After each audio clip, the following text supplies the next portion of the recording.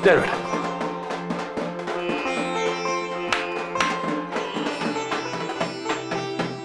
सुनो, आज मेरे बेटे की शादी हुई है, सब के सब खाना खाकर जाएंगे। बजाओ।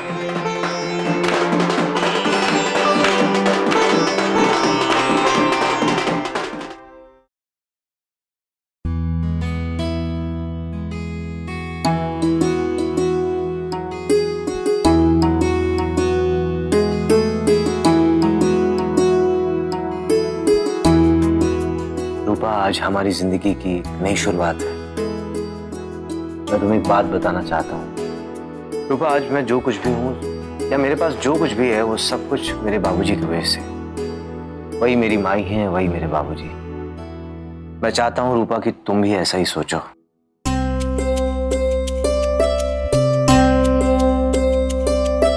अरे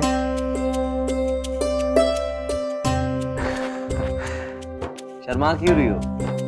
मैं तुम्हारा पति हूँ भाई। तो क्या करूं? नाचूं? नाचने वाचने की जरूरत नहीं है, बस अपने जो हाथ है ना अपने खूबसूरत चेहरे से हटा लो। देखो, हाथ नहीं हटाओगी तो जबरदस्ती करनी पड़ेगी। आप चाहे जो मर्जी कर लीजिए, मैं हाथ नहीं हटाने वाली। अच्छा, तो लगता है मैं अपनी ताकत आजमाइश करनी पड़ेगी। हटाओ।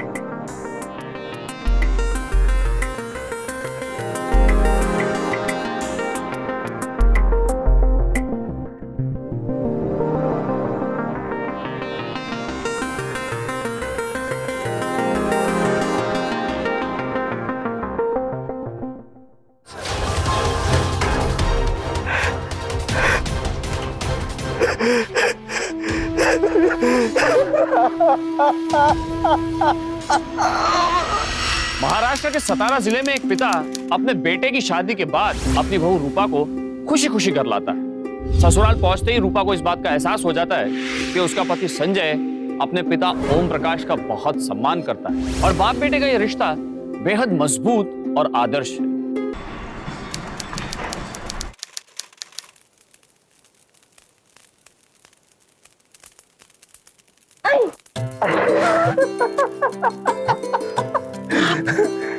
मैं तो डरी गई थी। पीछे आती है, बाबूजी आ जाएंगे। अरे बाबूजी अभी नहीं आने वाले, टाइम लगेगा। सुनो ना, अंदर वाले कमरे में चलते हैं ना थोड़ी देर। बहुत काम। अच्छा ठीक है, कम से कम एक घूंघट तो हटा लो, चूम के चला जाऊंगा तुम्हारी कसम। खाना बनाना। हद तेरी की। मैं शादी करके दुल्हन को लेके आया हूँ घर या फिर हलवाई को? हलवाई मत कहना मुझे। अच्छा। अरे बाबा, चूहा! आप ना, मैं है ना आज तुम्हें पकड़ के ही रहूंगी। अरे तो पकड़ के तो दिखाओ। पकड़ के ही दिखा दूंगी। अरे एक बार घूंघट हटा ले। आओ आओ आओ। अरे भाई, एक बार घूंघट तो हटा के दिखा दो। ना जी। अरे मैं तुम्हारा पति हूँ, मेरा फर्ज बनता है।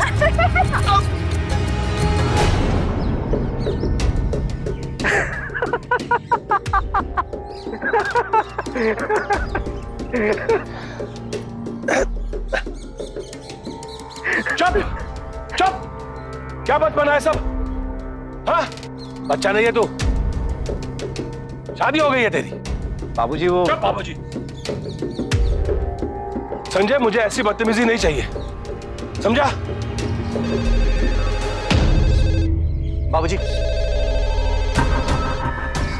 बाबूजी माफ कर दीजिए। अरे नहीं बहू, इसमें तुम्हारी कोई गलती नहीं है, गलती तो इस बेवकूफ की है। 10 साल हो गए इसकी मां को मरे हुए, उसके बाद से इस घर में कोई औरत नहीं आई।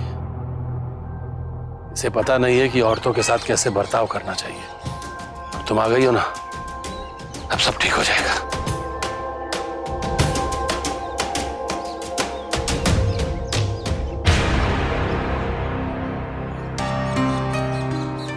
अरे ये क्या, कल ही तेरी शादी हुई है और आज ये? बाबूजी, देश की सेवा सबसे पहले। हेडक्वार्टर से फोन आया है, आज ही रिपोर्ट करना होगा। लेकिन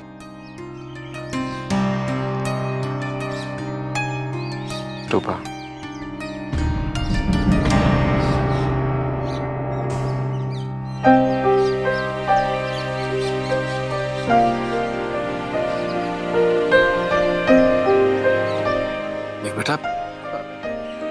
ऐसे इस तरह नई नवेली दुल्हन को छोड़कर नहीं जाते।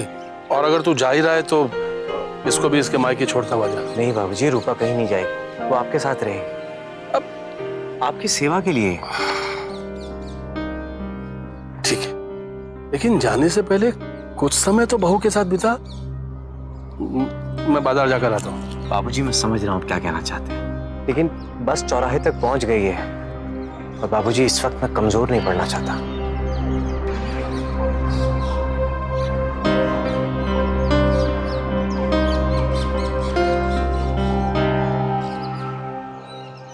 अच्छा बाबू।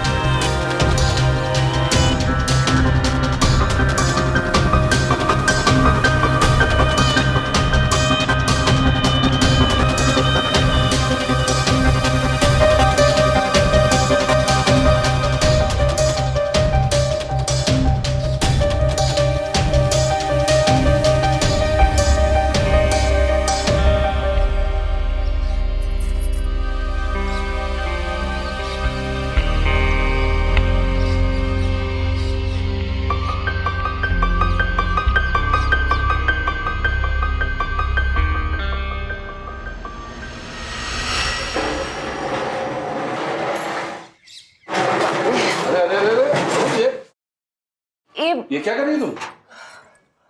जी, ये ना कुछ पुराना सामान था तो मैंने सोचा यहाँ ऊपर चढ़ा देती हूँ।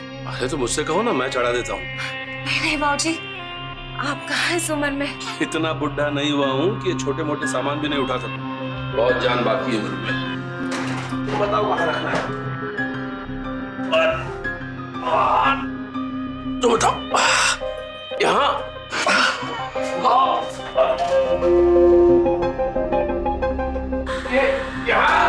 हाँ बाबूजी।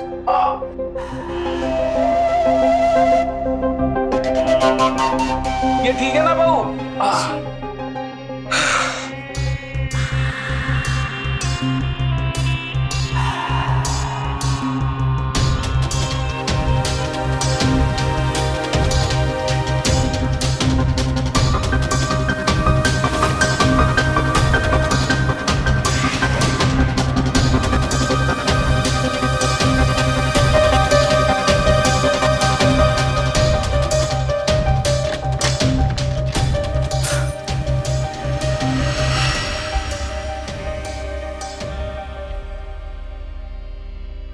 मुझे पता था आप मेरी एक पुकार पर चले आएंगे।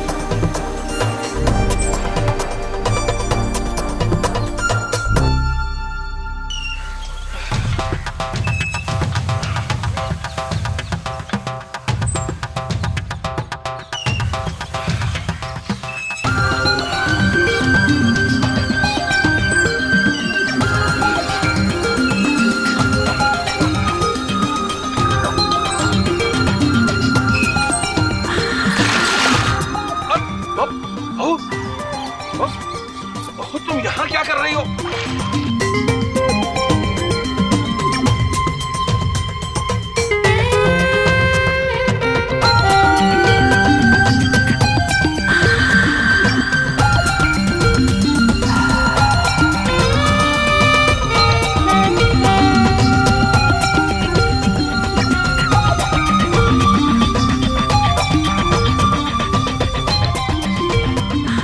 कहते हैं कि चिंगारी को तेल के जितना करीब रखो उसके भड़कने की संभावना उतनी बढ़ जाती है। रूपा के साथ भी कुछ ऐसे ही हो रहा था। उसके जायज अरमानों की लहर उसे नाजायज रास्ते पर धकेल रही थी। शादी के अगले दिन उसका पति संजय उससे दूर चला गया। माना कि इसमें रूपा का कोई कसूर नहीं था, पर अब वो जो चाह रही थी, क्या वो जायज था?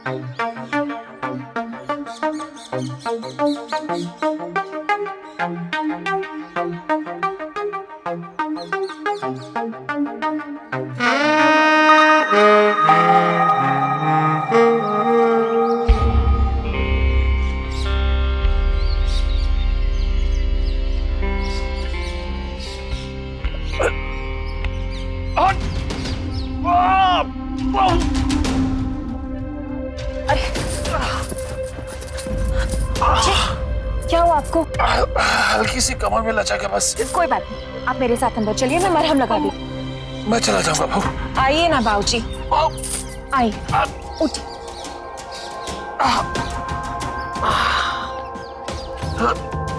आइए।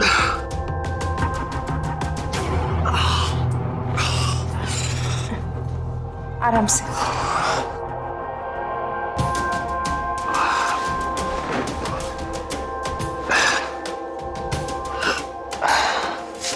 अरे बहू मुझे दे दे, मैं अपने आप लगा।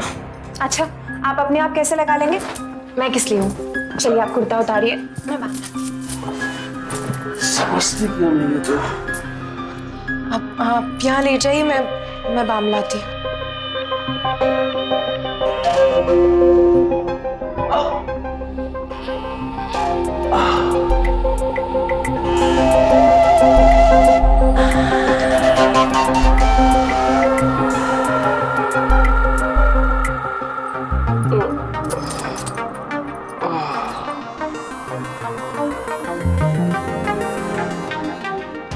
कैसा लग रहा है आपको? अच्छा लग रहा है, बहुत अच्छा लग रहा है। धीरे धीरे दर्द भी कम हो रहा है। बात पूछूं आपसे? हाँ हाँ पूछ। सासू माँ के गुजर जाने के बाद आपने दोबारा शादी क्यों नहीं की?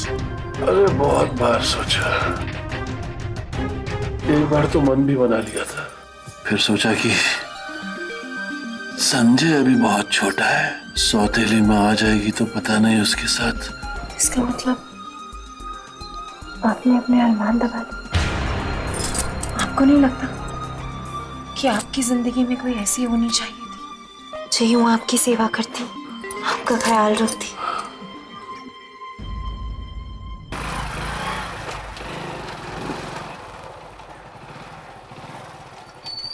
काका,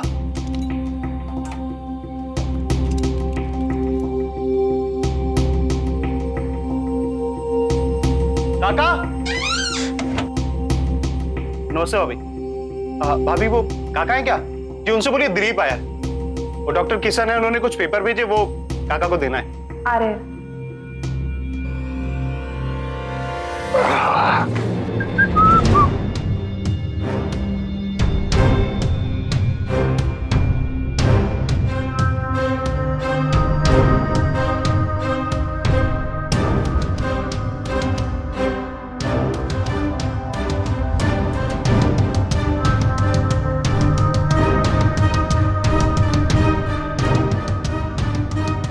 दिलीप? काका वो डॉक्टर किशन ने कुछ पेपर भेजे थे। क्या है रिपोर्ट्स? हाँ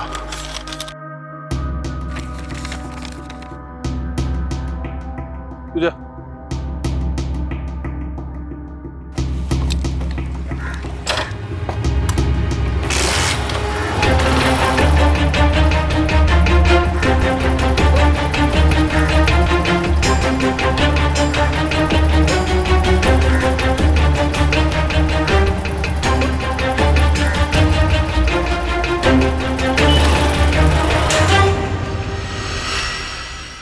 कुछ तो घटना घटी थी उस बंद कमरे में जिसकी भनक दिलीप को लग गई और जिसे ओम प्रकाश की नजरों ने पढ़ लिया था। बिना कहे सुने ओम प्रकाश ने आने वाले खतरे को भांप लिया था। लिहाजा कोई भी बात बढ़े इससे पहले ओम प्रकाश ने एक फैसला लिया। ओम प्रकाश रूपा को उसके घर छोड़ने चला गया, पर यह बात रूपा को बिल्कुल अच्छी नहीं लगी। भाई साहब, ये तो आपने बहुत ही अच्छा किया कि आप रूपा को लेकर आ गए। कई दिनों से मन हो रहा था रूपा से मिलने का, लेकिन क्या करूं, आ ही नहीं पा रही थी। नहीं नहीं कोई बात नहीं, आप आए मैं आया एक ही बात है। बहन जी बात दरअसल ये है कि मैं चाहता हूँ जब तक संजय वापस नहीं आ जाए आप रूपा को यहीं रखें। क्या बात है भाई साहब, रूपा से कोई गलती नहीं नहीं ऐसी बात नहीं है। देखिए ना बहन जी, अब मेरी भी उम्र हो रही है तो ये बोर हो जाती होगी वहां पे, तो मैंने सोचा यहाँ ले आता हूँ, आप दोनों का आपस में मन बहल जाएगा। अच्छा बहन जी मैं चलता हूँ, बस छूट जाएगी। लेकिन खाना तो खाते जाइए। अरे नहीं नहीं इसकी कोई जरूरत नहीं है, रात होने से पहले घर पहुंचो वरना देर हो जाएगी। अच्छा बहन जी। अच्छा अच्छा नमस्ते। नमस्ते नमस्ते।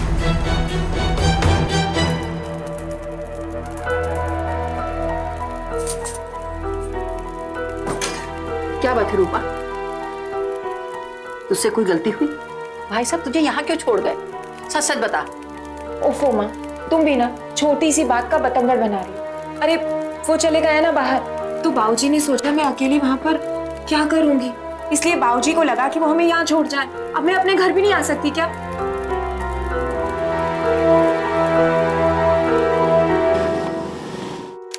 उठ जा।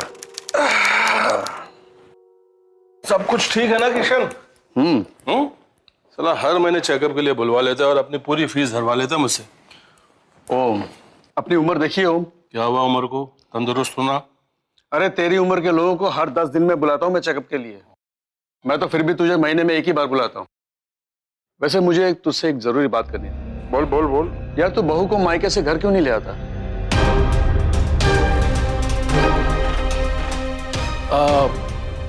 वो संजय नहीं है ना घर पे। संजय जब आ जाएगा तो बहू को भी बुलवा लूंगा, वो अकेली बेचारी परेशान हो जाती है घर में। ठीक है, जैसे तू ठीक समझे। प्रणाम बाबूजी। हाँ बेटा, कैसे है तू? बाबूजी मैं एकदम ठीक हूँ, आप कैसे हैं? बिल्कुल ठीक हूँ बेटा, बिल्कुल ठीक हूँ। अच्छा बाबूजी, आपको एक खुशखबरी देनी थी। मेरी छुट्टी सैंक्शन हो गई है, अगले हफ्ते घर लौट रहा हूँ। अरे वाह, ये तो खुशी की बात है। अच्छा बाबूजी, जरा रूपा को फोन दीजिए ना, मैं चाहता हूँ कि ये खुशखबरी उसे खुद दूं।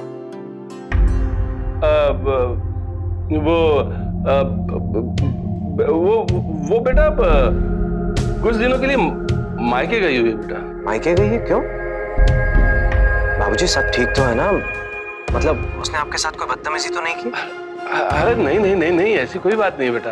बाबूजी आप सच कह रहे हैं? बिल्कुल सच कह रहा हूँ बेटा। देख देख, जब तू घर आएगा ना तो तेरी बीवी तुझे घर पे मिलेगी। बस अब तू चिंता मत कर और जल्दी जल्दी घर आ जा। ठीक है बाबूजी, चलिए मैं अभी रखता हूँ बाबूजी, मैं आपसे फिर बात करता हूँ। खुश रह बेटा, खुश रह।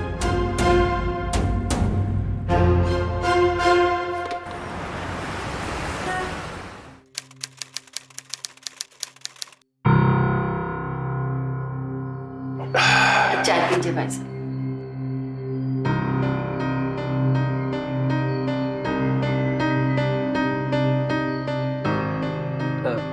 बहन जी खुशखबरी है। क्या? संजय को छुट्टी मिल गई है, अगले हफ्ते घर आ रहा है, तो मैंने सोचा कि बहू को भी अपने साथ घर ले जाऊं, अगर आपकी इजाजत हो तो। ये तो बहुत अच्छी बात सुनाई है। रुकिए, मैं आपका मुंह मीठा कराती हूँ। अरे नहीं, जरूरत अगर नहीं है। मुंह मीठा किया मैं जाने नहीं दूंगी। बाबूजी, बाबूजी मुझे माफ कर दीजिए। देखिए, हमारे बीच जो कुछ भी हुआ वो दोबारा नहीं होगा। जो कुछ भी हुआ आप उसे भूल जाइए। माफ कर दीजिए ना।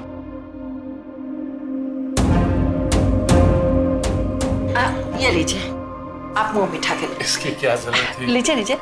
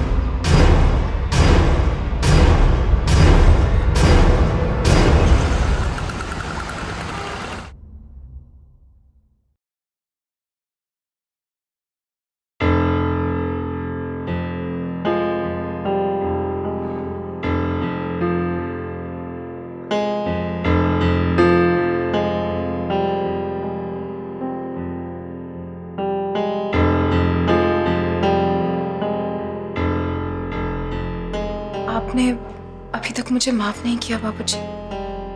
कर दिया माफ। देखो, घर को ठीक ठाक कर ले, संजय आने वाला है। इसीलिए तो कह रही हूँ बाबूजी, मुझे माफ कर दीजिए। अगर उनको भनक भी लग गई ना तो बहुत गड़बड़ हो जाएगी बाबूजी। मैं आपसे छोटी हूँ ना, हो गई मुझसे गलती। अब माफ कर दीजिए ना। कर दिया ना, माफ कर दिया। अब आंसू बहाकर क्या होगा? चल चल, अब आंसू पूछ। चल, माफ कर दिया बोला ना। अरे बेटा संजय,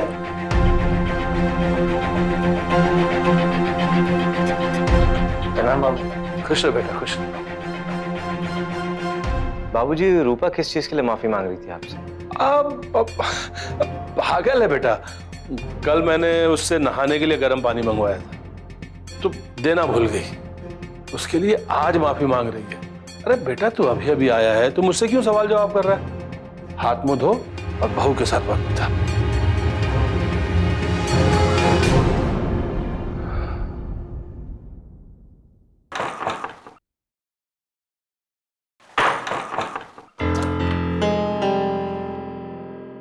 क्या बात है, घूंघट क्यों ओढ़ रखा है? आप जाने के पहले मेरा चेहरा देखना चाहते थे ना, इसलिए। अच्छा, मेरे सामने घूंघट और बाबूजी के सामने तो ऐसे घूम रही हो जैसे।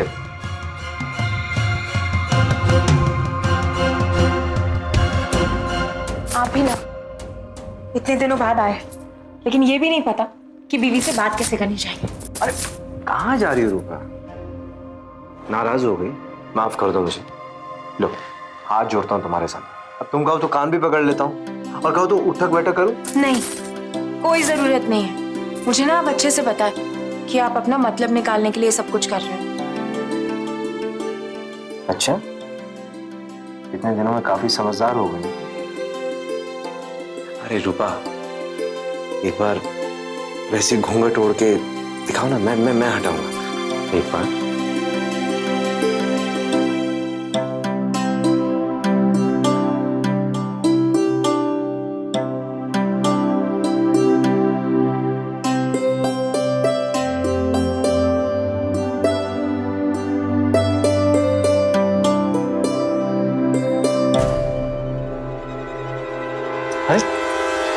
रूपा, रूपा, रूपा, क्या हो गया?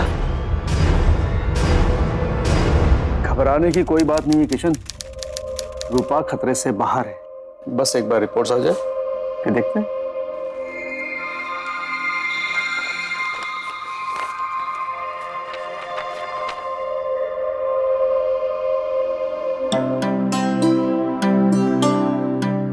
क्या हुआ अंकल? आप अकेले अकेले क्यों मुस्कुरा रहे हैं? क्या बात है? अरे बेटे, ये वक्त मुस्कुराने का नहीं बल्कि खिलखिलाकर हंसने का है। अरे मुबारक हो, तू बाप बनने वाला है, बाप। अभी तेरे बाप को फोन करता हूँ मैं और उसे खुशखबरी सुनाता हूँ कि वो दादा बनने वाला है।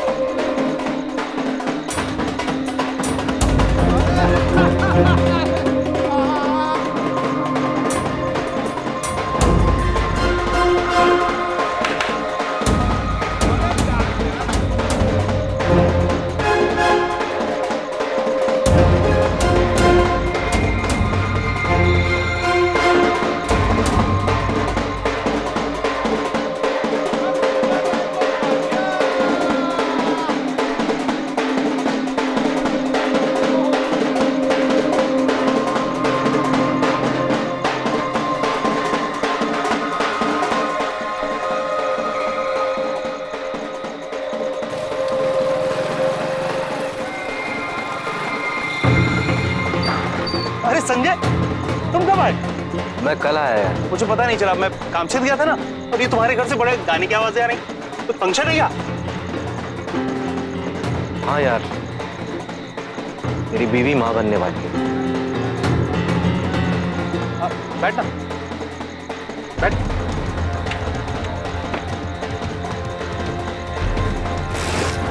संजय की परेशानी बिल्कुल वाजिब थी, क्योंकि रूपा के पति होने के नाते उसे मालूम था कि वो अभी पिता बनने की स्थिति में नहीं है। तो फिर रूपा मां बनने की स्थिति में कैसे आ गई? एक पति के लिए सवाल उसे किस हद तक परेशान कर सकता है, इसका अंदाजा लगाना बहुत मुश्किल है। और फिर संजय की परेशानी तो दोहरी थी, क्योंकि इस सवाल में किसी गैर का नहीं बल्कि उसके पिता का नाम जुड़ गया।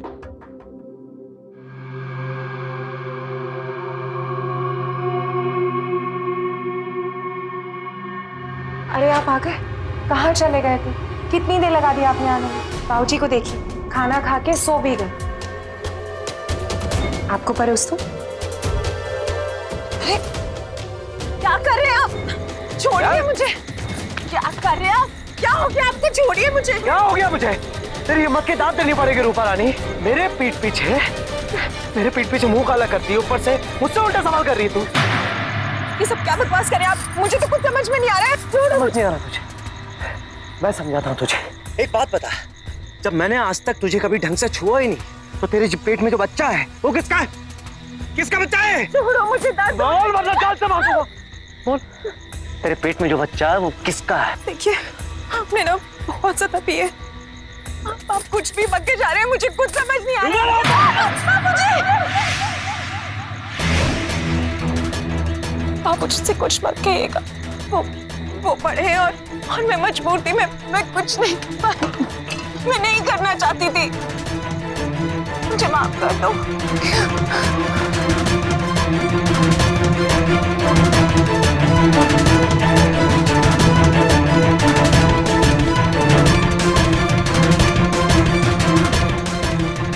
संजय, क्या हो रहा है? क्यों चिल्ला रहा था? और बहू को क्यों डांट रहा था तू? पागल हो गया? हाँ? बाबूजी, आप मेरे साथ चलिए। तेरे साथ? कहाँ? बैठिए ना, मेरे साथ चलिए। आप बैठिए। संजय, मैं चलाता हूँ, तूने शराब पी रखी है। तू बैठ, बता कहाँ चलना है? बता मुझे कहाँ चलना है।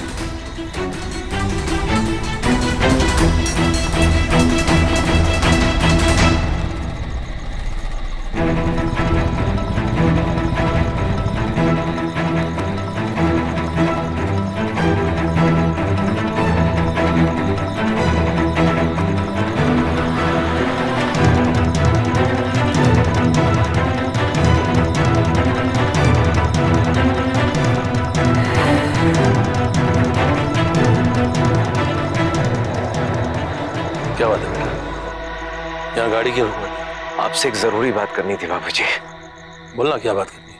आप रूपा को मायके क्यों छोड़ के आए थे? बेटा तेरे जाने के बाद उसका मन नहीं लग रहा था इस घर में, तो मैंने सोचा कि मायके चले जाएगी तो अपनी माँ के साथ। आप सच कह रहे हैं बाबूजी? हाँ बिल्कुल सच कह रहा हूँ। वो क्या है ना बाबूजी, या तो आप झूठ बोल रहे हैं या फिर रूपा झूठ बोल रही है। रूपा ने तो मुझे मतलब उसने तुझे सब कुछ बता दिया? मुझे उसने कहा था कि बाबूजी आप चुप रहना, आप कुछ मत बताना, और उसने तुझे। इसका मतलब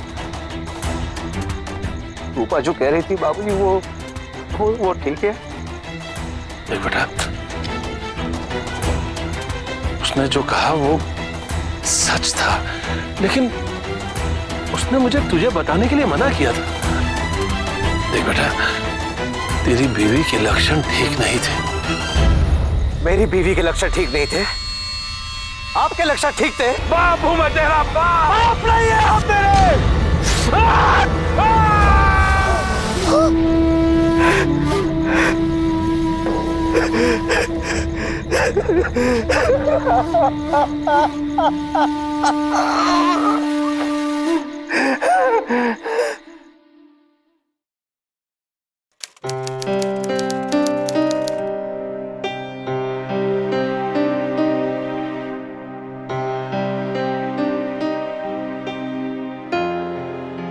ऐसा क्या हो गया कि तेरे बाप को खुदकुशी करनी पड़ी? अभी कुछ दिन पहले तो मुझसे मिला था, कितना खुश था। हमेशा अपनी खुशी को उसने ताक पर रखकर दूसरों के बारे में सोचा। बहू दिखाई नहीं दे रही, कहाँ है? रूपा को मैं उसके घर छोड़ आया हूं, अब वो वापस कभी इधर नहीं आएगी। तेरे पिताजी ने खुदकुशी कर ली, बहू मायके में है, बात क्या है? तू जानता है ना कि तेरी बीवी तेरे बच्चे की माँ बनने वाली है। वो बच्चा मेरा नहीं है अंकल, वो बच्चा मेरे बाबूजी का है। क्या? हाँ अंकल, आप खुद सोचिए, जब मैंने अपनी बीवी को ढंग से छुआ तक नहीं तो वो बच्चा मेरा हो कैसे सकता? और तूने ये समझ लिया कि वो बच्चा तेरे पिताजी का है? देख, तेरे पिताजी ने मुझे सब कुछ बता दिया था, सब कुछ।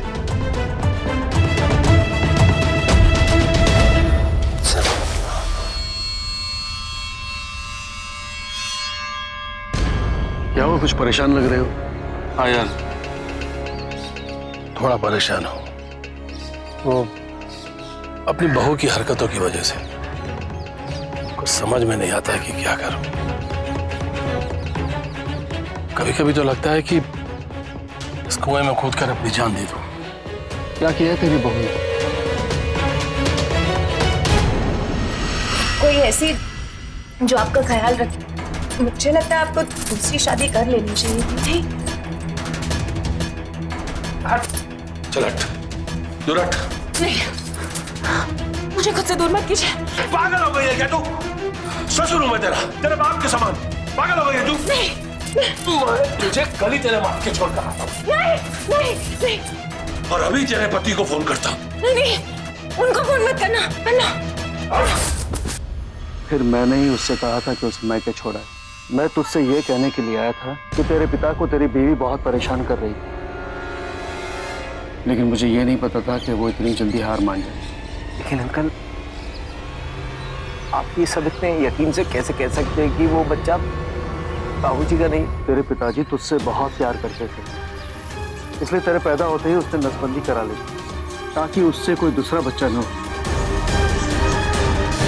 डॉक्टर किशन ने जो खुलासा किया था वो संजय के होश उड़ाने के लिए काफी था। जिस पिता की नीयत को नीच मानकर संजय ने उसे मौत के घाट उतारा था, वो किशन के मुताबिक बेकसूर था। ऐसे में अगर किशन की बात पर यकीन किया जाए तो सवाल अब ये उठता है कि रूपा के होने वाले बच्चे का बाप कौन था?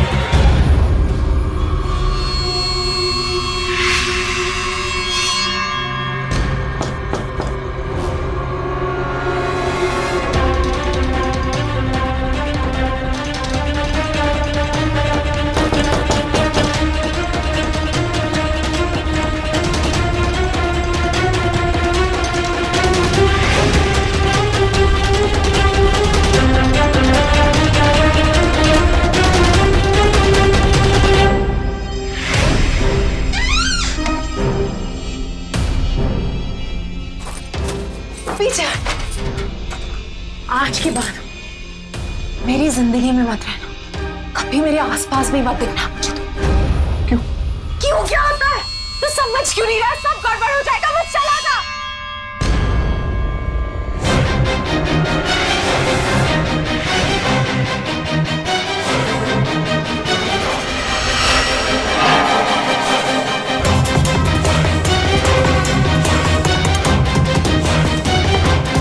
इसने मुझे फंसाया है। वो उस दिन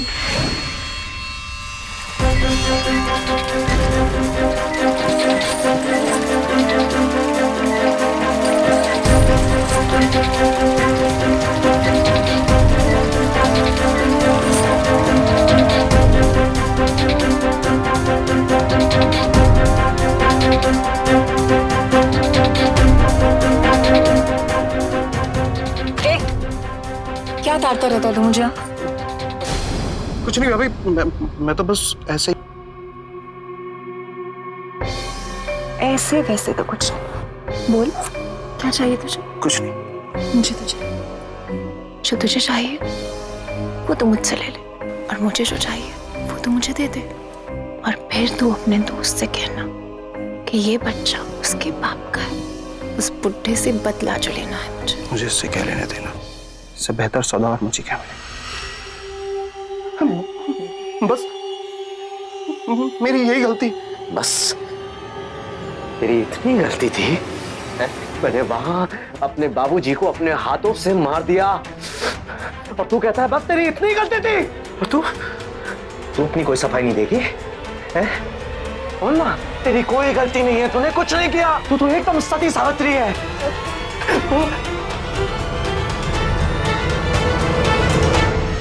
संजय ने अपने पिता के कत्ल के जिम्मेदार लोगों को गिरफ्तार तो करवा दिया, पर उसने खुद को भी पुलिस के हवाले कर दिया। आवेश में आकर संजय के हाथों अपने पिता का खून हो गया था, पर उसे उकसाने का जुर्म रूपा ने किया था। रूपा और दिलीप को नाजायज संबंध यानी एडल्ट्री के लिए आईपीसी की धारा 497 के तहत 5 साल की सजा हुई।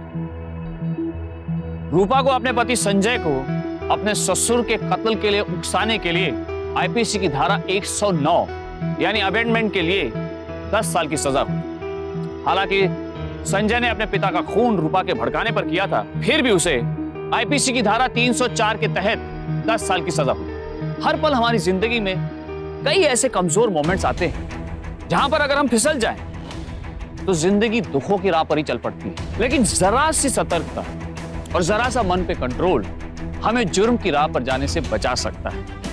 तो सावधान रहिए, क्योंकि कई बार दुश्मन आपके अपने भीतर होता है और उसे सही समय पर पहचानना और उसे खत्म करना आपके अपने हाथों में। इसी उम्मीद के साथ अब मैं हितेन तेजवानी लेता हूं आपसे इजाजत। फिर होगी आपसे मुलाकात। सजग, सुरक्षित और सावधान रहिए। सावधान इंडिया, इंडिया फाइट्स बैक।